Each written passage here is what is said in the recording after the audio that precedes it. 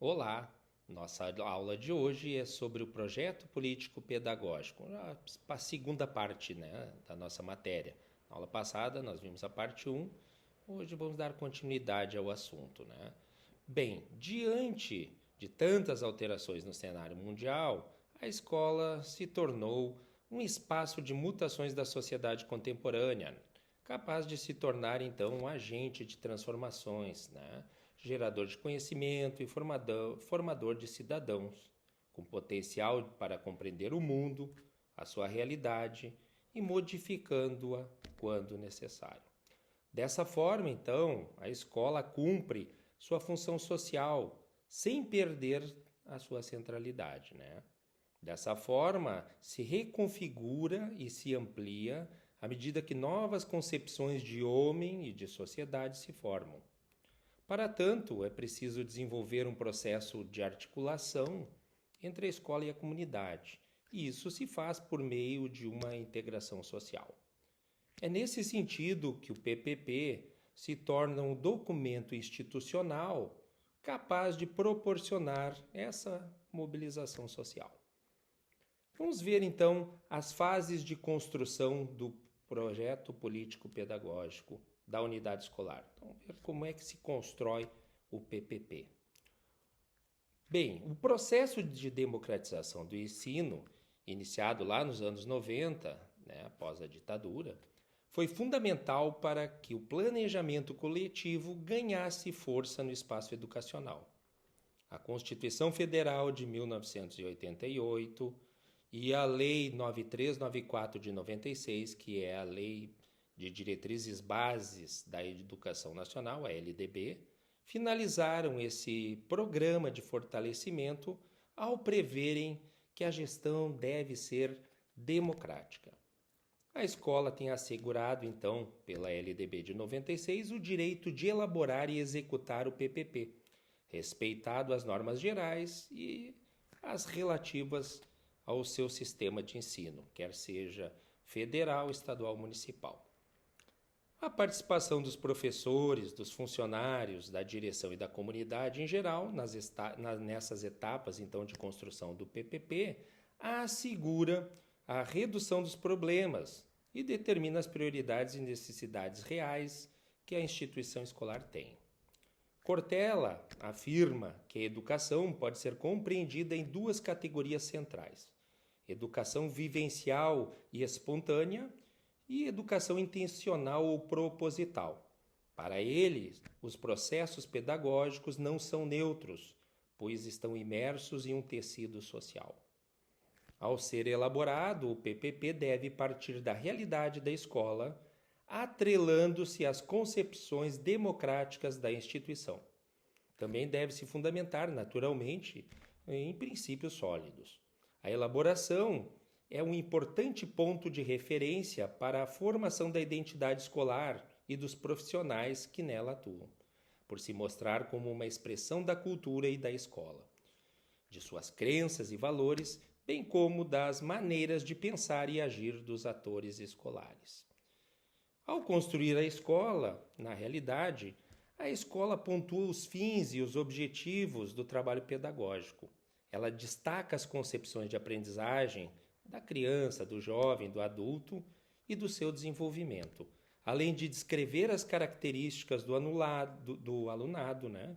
Determina também o regime de funcionamento, descreve o espaço físico, as instalações e os equipamentos, norteia a relação professor-aluno e a proposta de articulação da escola com a família e a comunidade. Observem o quão amplo é o PPP. Bem, o processo de construção do PPP se divide em 6 fases. São elas: o diagnóstico da realidade, a primeira fase. Depois, a definição dos objetivos. Na sequência, a escolha das estratégias, o desenvolvimento, a implementação e, finalmente, o acompanhamento e avaliação do PPP. Vamos ver então cada uma dessas fases, né? Iniciando então pelo diagnóstico da realidade.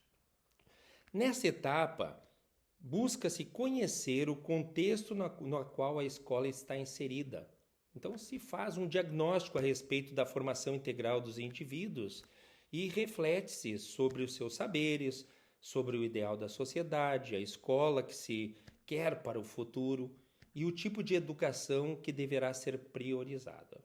Assim, nós podemos afirmar que durante o diagnóstico é o momento em que é possível dimensionar a realidade da instituição, bem como a sua finalidade. A segunda fase seria a definição dos objetivos. Em relação à definição de objetivos, ela tem por finalidade discutir quais são os objetivos que atendem à realidade da escola, observando então as necessidades reais da escola. Terceira fase, escolha das estratégias. A construção de um PPP, ela requer um momento privilegiado para esse processo de organização, decisão e autonomia da escola, que oportunize aos professores um momento para discutir assuntos relacionados a todas as problemáticas vivenciadas, a fim de se conseguir implantar a melhoria dentro da instituição escolar. Então é nessa etapa que toda a escola reflete sobre os conteúdos escolares, sobre as exigências legais, a metodologia, o sistema de avaliação, a missão e a filosofia, principalmente que aluno se deseja formar. A fase seguinte é a do desenvolvimento. Nessa fase, então, são estabelecidos o cronograma e o prazo para a implementação das ações que podem ser de curto, de médio ou de longo prazos. Também é incluído o período para a primeira avaliação do projeto político-pedagógico, do nosso PPP. A quinta fase é de implementação. Então, na sequência, é feito o processo de implementação do projeto, isto é, o tempo de execução do nosso PPP. Finalmente, a fase 6, que é a fase do acompanhamento e avaliação, é aquele momento de observar e interferir, caso seja necessário, a fim de corrigir ações mal estruturadas. O processo de ação-reflexão-ação deve contar com a ação coletiva na participação efetiva da comunidade escolar. A comunidade escolar, claro, é a equipe de gestores, os professores, os funcionários, alunos e pais, na construção do PPP. Considerando que o PPP é um instrumento de direito e dever da escola, entendido como o norteador de horizonte a ser seguido, as possibilidades de partidas e chegadas, somente são permitidas a partir de respostas a indagações reflexivas. Essas indagações reflexivas, elas são relacionadas aos objetivos da instituição, a sua função social, a formação humana, a sua relação com a sociedade, a qualidade do trabalho oferecido, ao aperfeiçoamento profissional dos docentes, aos problemas da instituição, ao contexto, entre tantos outros. Dessa forma, a construção do PPP é um processo participativo, no qual o passo inicial é a elaboração do marco referencial, determinante para o desenvolvimento das demais etapas.